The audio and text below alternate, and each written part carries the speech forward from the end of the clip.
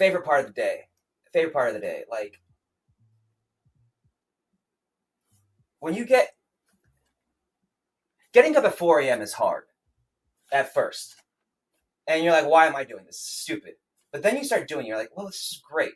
Because you get up and you do everything for yourself. And there's nothing that like to stop you. And then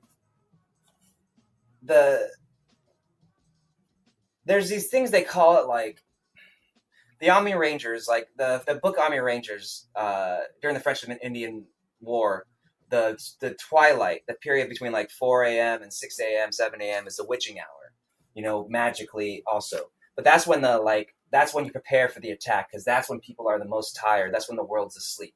4 to 6 a.m., the world's asleep.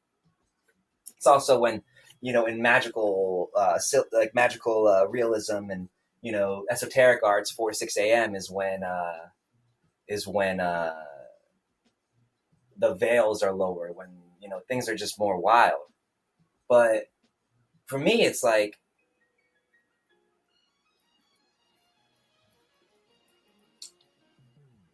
there's this concept that I talk about with my father a lot, and it's we're all you're the star of your story, right? The world is you. You're the center of your own world. You're the star of your own story. That's it.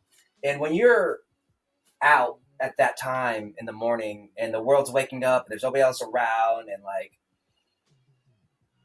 it's just kind of you in the world, you really feel that sense of self, and you are the center and the star of your own story because there's just nobody else is around. Now the world comes back in and everything wakes up, cars start driving, people come around, but like there's a moment, there's a couple of moments in time, I like to call them like moments in time, that you can never revisit, that existed and you were part of it for a couple hours. And like,